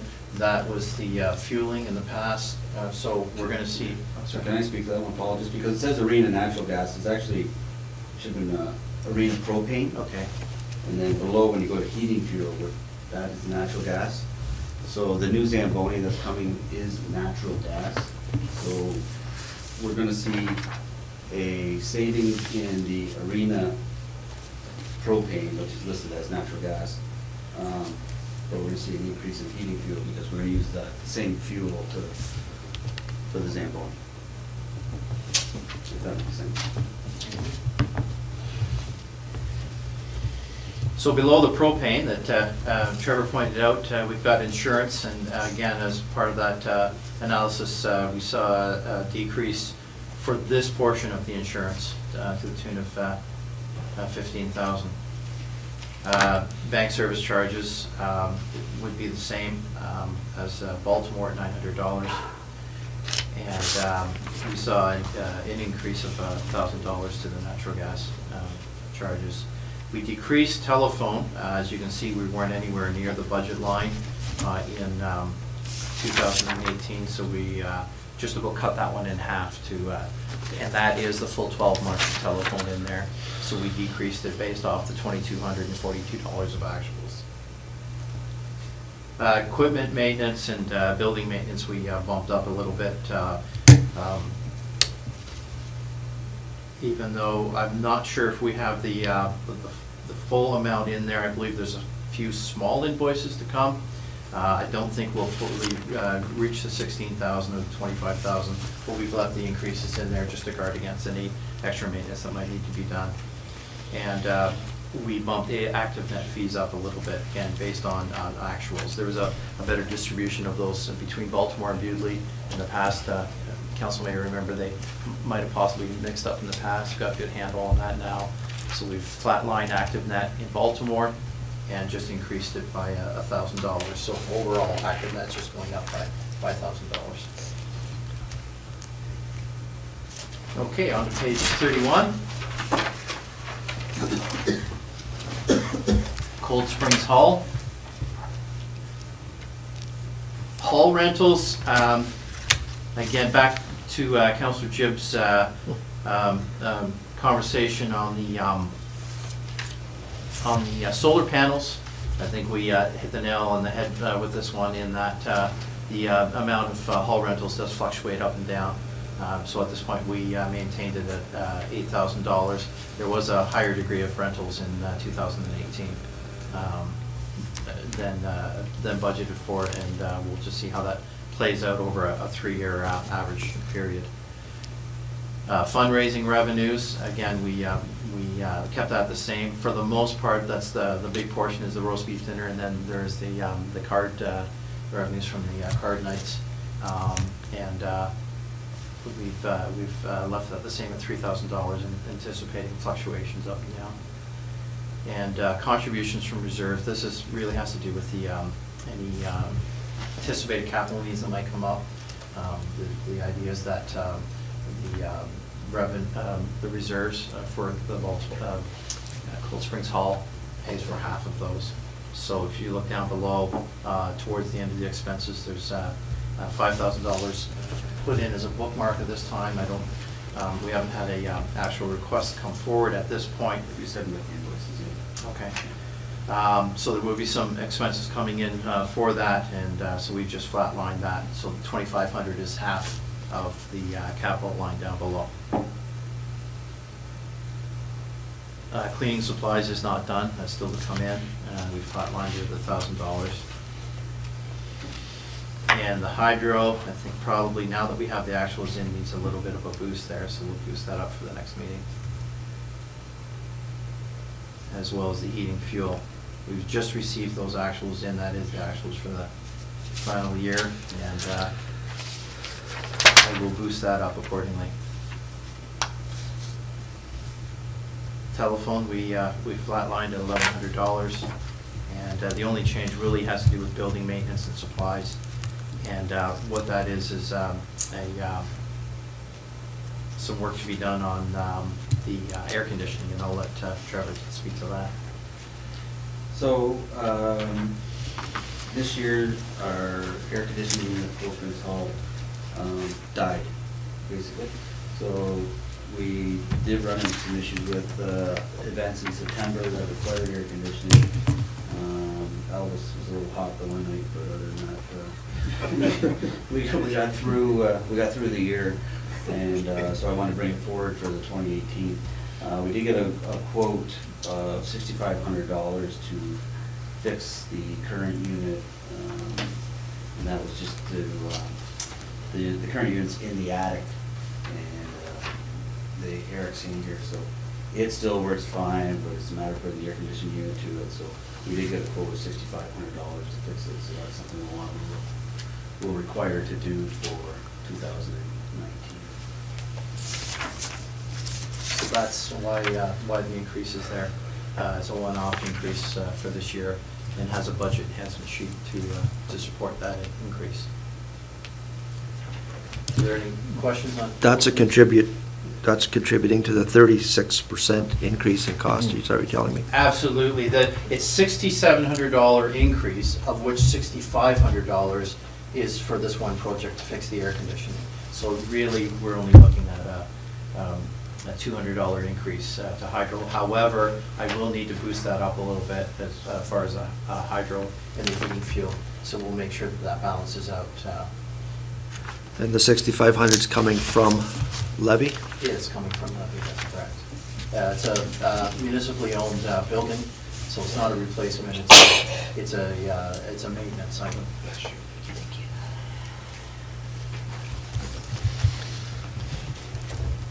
Okay.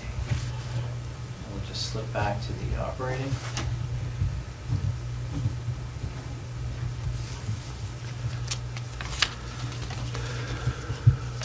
Bear with me for one moment.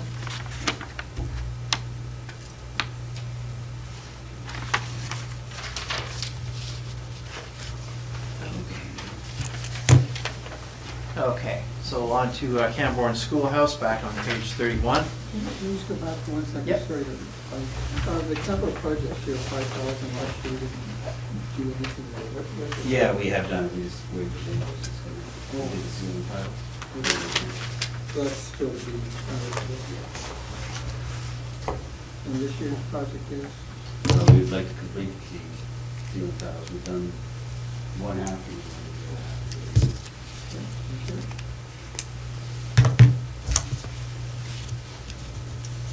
Okay, Camborne Schoolhouse, really, the only things we just increased the cost for hydro and for maintenance a little bit, just kind of rounded them up by 2%. Hall rentals, I don't believe we have the full amount in. We're still waiting for the funds to come in for those. And should hopefully have those funds in for our next meeting. So we flatlined the revenue and just increased the hydro maintenance a little bit. So overall, that's once the fees are taken out against expenses, we're looking at $892,214 for Parks and Rec, which is an total increase of $24,272 or 2.8%. Are there any questions on the operating? In relationship to one building of ours to another building, if I'm reading these numbers correctly, 2019 budget for hall rentals for Cold Springs is $8,000 and Camborne Schoolhouse is $5,000. It seems as though we're doing a better job of renting old Camborne School than we are Cold Springs. Would I be correct in that thought of those dollars? Yeah, once we finalize that Camborne Schoolhouse, whatever that is. I'd be interested in the next presentation to see if those number percentages stay the same, because it'll generate a comment for me. We better start promoting Cold Springs Hall a little better than we are. Okay, page 33.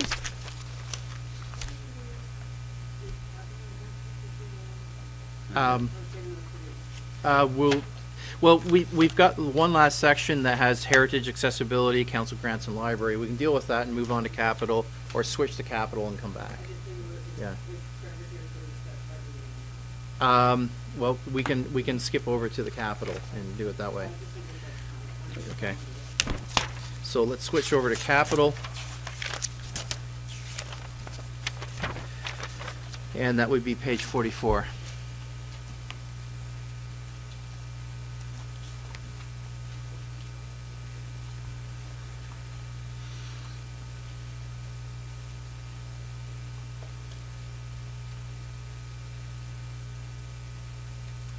So the first project was the Bewdley dressing room, basically HVAC, which is the furnaces.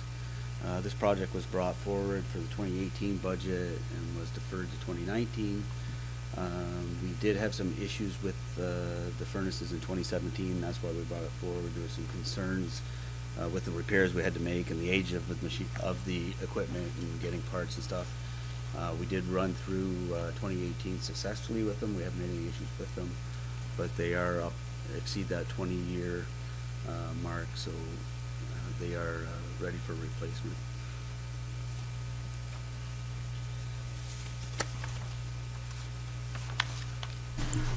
Trevor, at one point in time, there was a higher dollar value than at another time.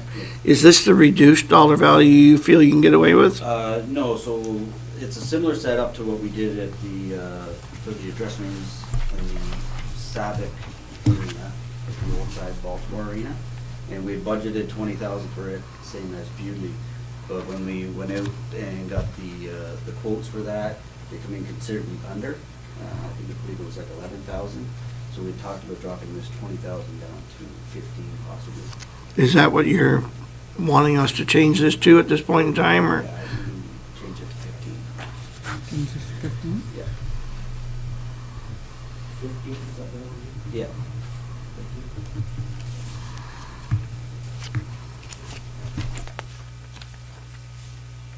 And then page 45 has Cold Springs Park upgrades. So on the Cold Springs Park, we met last summer a few times with the Cold Springs Park Advisory Committee. And it was the first meeting we had in some time. So one of the discussions was around repurposing kind of the park area of Cold Springs. The ball diamond no longer is used. They took the lights out years ago, so it's not being used. There is a desire there. There is a need for a playground. The playground equipment is basically in bad shape. We did remove some of it this year that didn't meet the CSA standard, and then we moved some climbers in there that just from other areas of the park. But with the group and meeting with the committee, we did discuss how we could repurpose that parkland and make it more usable. And we felt a sun shelter and a playground would bring that park area back to life a little more and might possibly help with the rentals of the hall for whether it be family reunions or whatever kind of one-day rental type things. So the committee did do, I guess it was the prior Cold Springs Park Board that did some fundraising years ago, and they did have $25,000 in a reserve fundraising fund that we would utilize and try to match that with some kind of grant, be it a Trillium grant or something, to kind of try to double that, the value of that, and trying to enhance that park. We've had great success with Trillium. They seem to really like parks projects. We got some money for Baltimore Playground, got some money for Castle Hill. And then I just received a phone call. We had it out for the Plainville Parks tennis. We'd applied for that project, which passed in 2018. I had a phone message from Trillium, my contact, asking me to call her back. Says she had some good news for a funding application. That was all the information that we had. So we're anticipating a good partnership with Trillium as well going forward. Okay, I just need to flip. Yeah. In the thoughts that this is approved, obviously, I'm the person that always speaks up and saying I'm not so happy unless we get a Trillium grant. In your budget so far, where you've included all the issue papers, in this example, what would you have used for your dollar value to get your percentage of increase in your overall budget? Would you have used 25,000, assuming we got a Trillium grant, or what dollar value would you have introduced? Well, yeah, it would be 25,000, but as to the fact that this, the other portion of the funding, so the Trillium is half of it, and I hope I'm answering your question correctly, and if I'm not, please let me know, then it would be $25,000 from reserves. So there'd be a reserve contribution, and then the expenses of $25,000. So if I'm hearing what you're saying right, if it was in the operating budget, it would end up netting out to zero as far as a tax levy. Yeah, I think maybe we need to expand on that in the light of time, because I'm particularly interested. I'll do that at lunch or whatever, but, or maybe another day. So you've answered me for now. Thank you. Okay, thank you. So we'll turn on to the last section, which is page 33. Another enhancement, Little Hardwood Water. Oh, I'm so sorry. You're correct. Thank you. Okay, Trevor, you go ahead and speak to that one. Okay, so there's an enhancement sheet here for the Hardwood waterfront improvements. I believe council was actually copied on the request that come forward from the Friends of the Hardwood waterfront. So from that, I've done up a project sheet, budget enhancement sheet, some of the requests. So previously, we've worked with the Friends of the Hardwood waterfront on enhancing the waterfront area. The last couple of years, we've added the portable washroom down there, which is a little more desirable than the porta potty. Last year, we did some light standards and fixed up the hydro service that feeds the park. And this year, they do have a significant request, but one of them is to continue with the lighting. I've broken out some costing for each request for the park. One is lighting of the pavilion, which was kind of a second part to the light standards of $5,000. The other one was just to add some landscaping, shrubs, and garden area for $2,500. They're looking for a pathway to the heritage sign. We fixed up the pathway a little bit last year, and then they just want to encroach on the heritage sign for $2,000. They want to enhance the gateway to the dock, just to create more of an inviting entrance to the park. So I budgeted that at $3,000. I'll skip to the benches, which is they would like 2 heritage benches, consistent with some of the other benches we have in the township, for $2,500, and a sign at the county road directing people to the Harwood waterfront for $1,000. The other one is the boardwalk, and I think, as you're all well aware of the request, they'd like to see some kind of a boardwalk out to the causeway. I don't have a price for that. That's it's a huge undertaking. So I did put some pricing down on the smaller, more attainable tasks that we could work on completing. So the prices on this sheet, the project costings, are your figures? The lighting, I've got a quote from a lighting company. The rest of them are my. So, okay, I just wanted to sort of check accuracy, so you think, okay. We actually own the land out to the gap? What land there is? I believe you do. Trent doesn't. I don't know where that land, I don't know where it is, where it ends. I'd have to look that information up. The Trent system actually comes in further out in the lake. So up to the gap, I believe the township does own the property. So we're currently under liability for that then, even without the boardwalk. People could still try to make their way out there. Okay. Something that's not on your list that always gets into this conversation is parking. Yeah. and We that's make it. these improvements, we encourage more people to show up, and we had no place to park them. And that's, that was in their request for parking, and that was kind of a roads issue. And I know I did share that with Lucas, in all fairness, just as he got here, but we haven't really met as a team to kind of strategize what can be done. Should we do that before we put any more money into this situation? I just see parking as a major issue to the whole thing. I mean, if we can't park anybody there, why are we making improvements that can't be used? And I know there are residents in the area who are very upset with parking situations. Their driveways get blocked, their property gets trespassed upon. I don't know where we go with this overall project until we come up with some kind of a solution with regards to parking. It's only one opinion. I was trying to think this one through, because I've run into the same problem. The enhancements that have been done to that area are great, really like it. But to me, that is still, we keep talking about it being a tourist area, but that setup is more a local, this is something that's good for the more local area. And I know that, like, even like for my kids and grandkids, we'll walk down there and use it, so we're not using parking at all.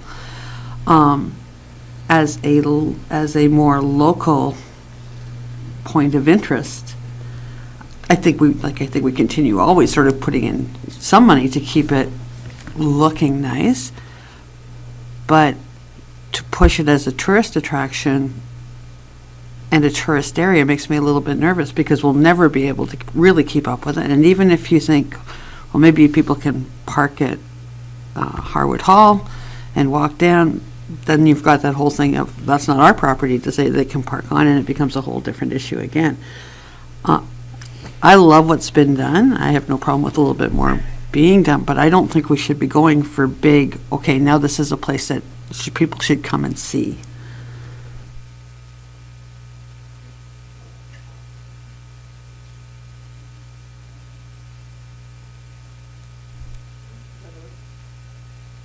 I think it's important that we maintain this property. It's a historical heritage property, and we've got to start looking at doing something on the Harwood waterfront.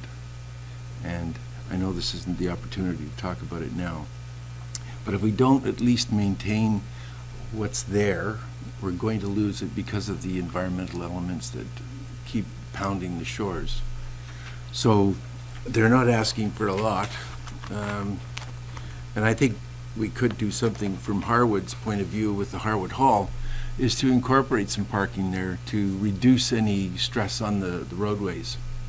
I'm sure that board would be more than willing to offer parking facilities for that and properly signage that for that purpose. So that's all I've got to say. Okay, I'm gonna turn over to Scott in a second, but I just want to clarify, I'm not opposed to these changes, but I think they need to be incorporated into a parking plan so that the whole thing can be successful. Without parking, I believe we're creating more of a problem than we're solving. I'm not being negative about Harwood waterfront people at all. Yes, Scott? There's a couple of components of this that I would ask if that's appropriate to staff to review. I think it's appropriate for the comments given, and we all know of the parking issues there. If we could involve our roads department and our Parks and Rec department to review and hopefully come up with a solution. In addition to that, there may be an opportunity to contact representatives from the Harwood Hall Park Committee that might have interest there. In addition to that, I know that the Harwood Waterfront Group are very outspoken in their ask every year, and we have partnered with them in the past. I was wondering if we could have staff sit down with a representative or two of the Harwood, Friends of Harwood, I guess it's called, and see if we were to move forward on some of these projects, maybe they could help us in some way financially. So that would be my two asks of staff. I just would like to clarify too, I am not against work being done in Harwood. I just don't want us putting in things that are more likely to draw tourists until we have the parking thing sorted out. Bill? I'd like to just speak on Pat's point. I mean, we ran into the same issue in Gore's Landing, and I mean, it came back and haunted us for a number of years, where we tried to enhance the dock area and so forth, and in fact even had a boat launch there, and parking was just disastrous for years and years, and all we got was complaints and complaints and complaints. And I do know that there's people here that live close by this proximity that do not wish this to be enhanced to the degree that that this particular group wishes. There's things there that are nice to have and nice to upkeep and so forth, and probably would cause a little issue, but to go and make this actually a major tourist attraction without, as mentioned, the parking, it would be just disastrous. So I mean, putting in benches, putting in signage, perhaps putting in the gateway dock to the dock would be a nice thing that we could do this year. But after that, I think we really have to seriously look at how much further we want to go in the future. And one thing I did forget to mention, Councillor Jibb mentioned, we did partner with the group last year in the lighting, and they did fund part of that lighting. Okay. Any more questions on that, comments? Okay. So, thank you, Trevor. Sorry, I'm just going to change gears here. And we'll finish off the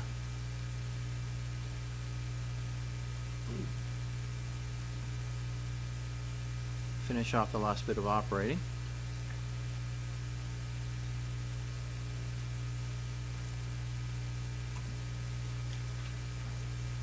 So that would be page 33.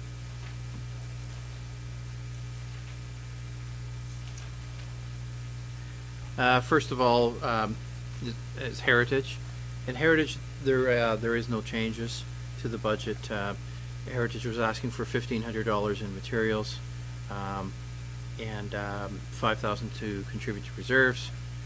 This year, they had a donation that came in for $1,000, and there was some fundraising activities that happened through. I believe it was 2 different activities, so some funds came in, and we saw some increased materials expense.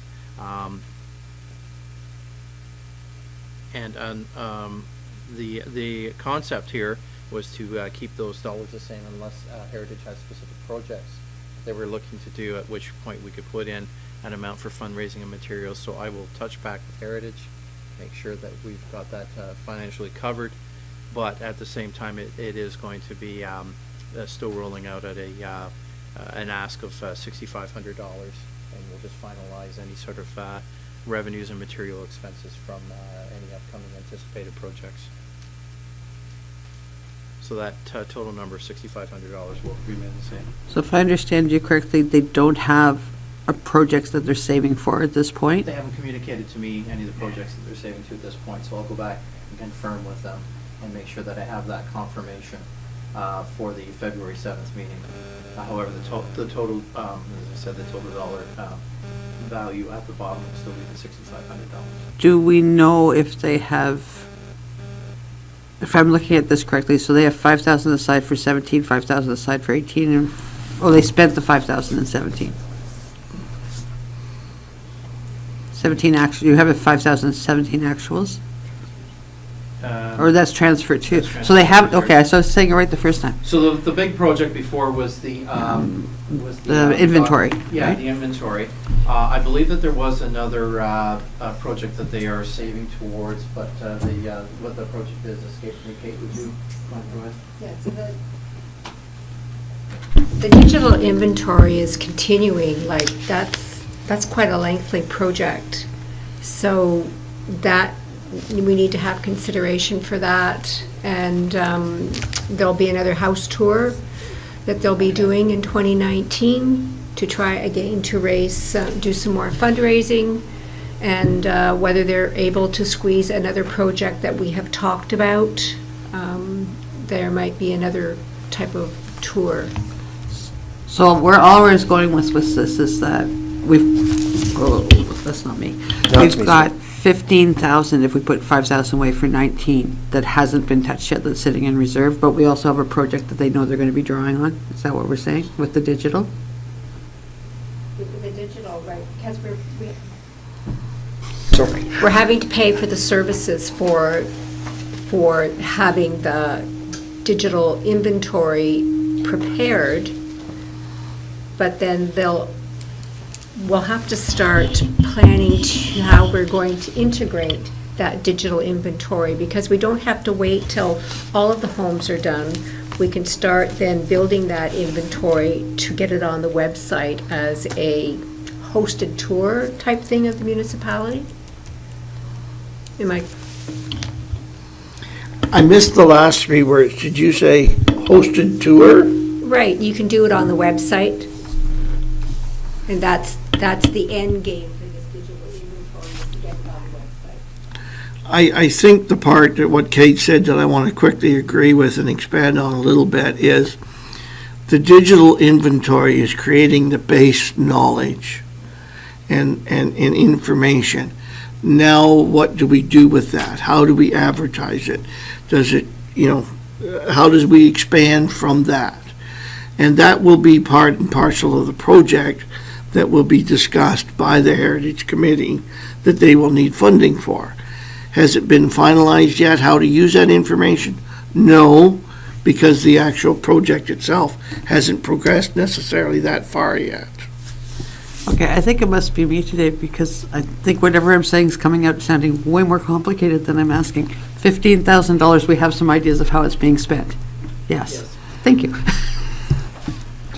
Just a question dealing with the 5,000 that they've raised this past year in 18.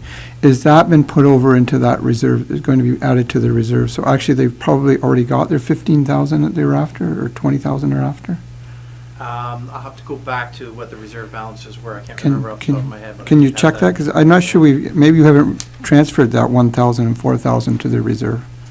And I presume that's what they would like to see happen.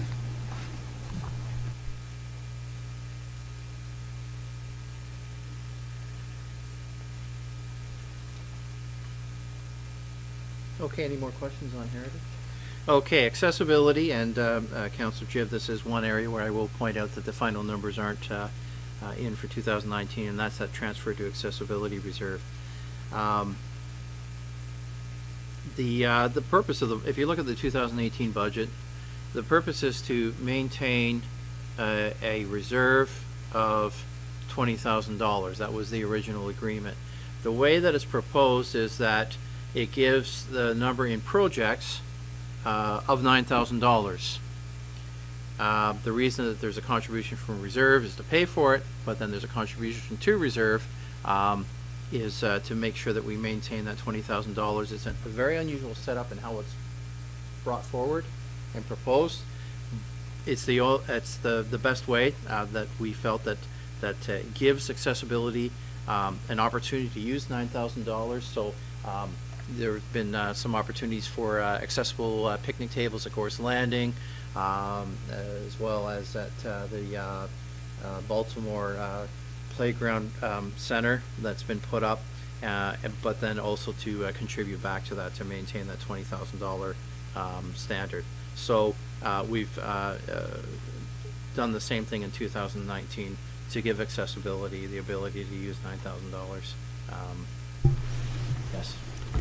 So, this may be a longer discussion you and I have to have later. The $20,000 is what we're always aiming for. Yeah. I didn't think we had a $9,000 project cap, that we were taking the money for whatever we used the year before, and that was the figure we were using to maintain that $20,000. Because sometimes the projects are bigger than 9,000, like when we're talking about the door of the Cold Springs washroom, the accessible washroom. But the 20,000 is so we can always do it, so we always have money for emergency use for a project, and that we don't intend to spend it all unless there's actually a need. This was the number that was brought forward. This is the number that was presented at the Parks Coordinators Group, which you were I part wish of. I'm a part of it, and I remember That was the, approved, so unless there's any other information that was given to me, I proceeded on as per normal. my biggest part of my question is, this works as we'll end up with 20,000? I know where the 9,000 came from even, I'm not questioning that. It It- $20,000 it is the just reserve varies. balance, and this maintains a reserve balance of $20,000. Okay, I'm gonna just pray that it all works. Thank you. Okay, council grants. There was a 5-year commitment to fund the hospice for $26,000 per year. The revenues coming in to fund that were from the annexation reserve, which has now been renamed as the hospice reserve. So that shows the $26,000 coming in from that and then going out to the hospice. Net effect is 0. Council grants, as per normal, we've got $19,500 in there.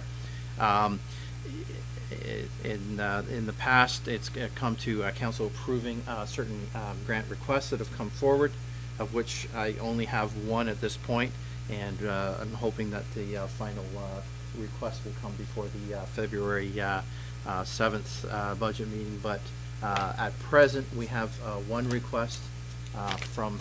And I apologize, I did not get this into the agenda, and I'm adding it, tabling it, so I'm hoping that council will accept this.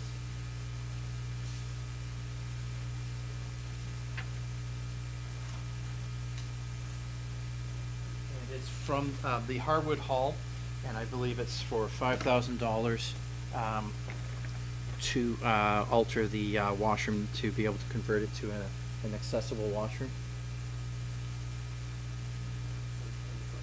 And equipment, okay. Yes. So this was submitted on December 10th. Subsequent, we were at a Parks and Recreation Facilities Committee meeting, and that committee requested that I get off the hall as the chair, which I have done, and there will be a new chair elected in February the 2nd. So we have resubmitted this document from another signator, okay, so that I'm not in conflict of interest on this file. Okay, so we will bring that revised document forward for consideration on the February 7th, and at that point, hopefully we should have all of the requests in so that we can have a discussion on February 7th as to how to distribute these council grant funds. I have a couple things. So we received nothing from Gorse Landing? I have received nothing from Gorse Landing. And is this not the, yeah. Yes. I did just receive some things from Gorse Landing last week, minor, some were carried over from 2018, and there was some minor items that they're looking for, as well as they were looking for a defibrillator that I'm working with the Northumberland EMS in a program that they can provide that. I'd have to look back in the email, but yeah, it was like $500 in like a new door. They're looking for a new exterior door and something else. I think proper procedure would be, could we get staff to pursue that backwards and get a written request in so that we have it for February 7th? Thank you. Last week, we had the fellow, Mr. Legg, come with the fireworks request. Would that come out of this money if we were looking towards funding part of that request? I believe that would be up to council. If council wished to pursue that out of here, then we could grab that report and bring that in. I'm just thinking that if we're putting it under consideration at all, I was trying to figure out where in the budget process it would fit, and that's my sense of where it would be. Okay. Unless it was something that was considered like economic development, because it might bring people into the community. So I just thought this was the time to bring it up, just as if we could have some ideas as to what to do with that and where we want to go with it. I can bring that for our next budget meeting. Okay, and I don't know if this is where the question gets asked or not, but the process that we had last term of the smaller amounts that were requested going to Parks and Rec for approval, do we do that at a separate budget meeting to set that, or a separate council meeting to set that up to be the process for next year, or does it automatically carry over? Right now, two components. Right now, this is for council to consider the amount of $19,500 to be distributed. We can go into that in further detail for our second round of budget talks, and we can bring the further detail, but right now it's for the consideration for it. If what I'm hearing is correct, you're asking for the unused council grants from 2018. Are we able to roll that forward into 2019? No, I wasn't actually worried about the money. My question was about the process. I felt that the process we used last term worked well, that not every single item came to council as a whole. It went to Parks and Rec. I think we had a limit of $1,000 or something where over that it came to council. I don't know how that gets carried over to this new council term, so it was really just a question while it was in my head. How do we make sure that process continues? I believe that would be part of the detailed discussion for the second budget meeting as to how the whole $19,500 redistributed, including that. So that would be through budget. Okay, thank you. That's what I was trying to find out. We have an extensive meeting starting at 1 o'clock. We need to be cognizant of our time and see if we can't move this. I wouldn't like this meeting to run right into the next one. If we could have a little break of some sort, it would be great. We have 3 more lines. And Thank you. It could be done very quickly. Physician recruitment, $9,800. And that's last year's number, is that That's correct? last year's Right. number, yeah. There was a glitch, and that's what's going to happen, so. Okay. Library, we have the library grant of $19,180 as per normal. According to the bylaw that we passed to do with the funding for the library, the agreement was a 2.3% increase year over year. So that's the 2.3 or $7,152. Thanks, Paul. Anybody have any more additional questions? Sorry about that.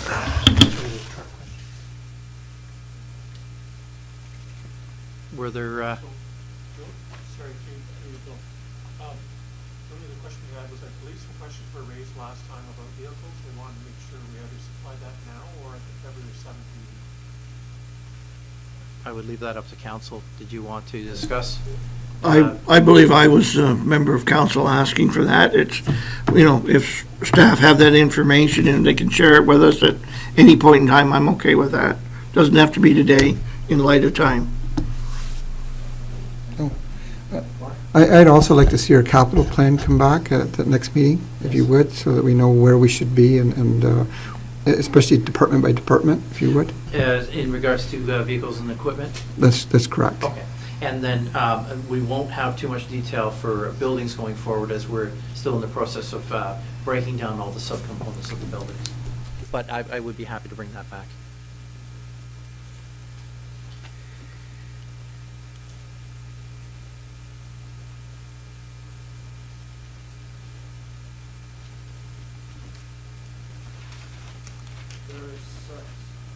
Sorry, no more questions then? We just need a motion for adjournment. Scott and Mark, thank you. Yeah. All in favor? Carried. Thank you, everyone.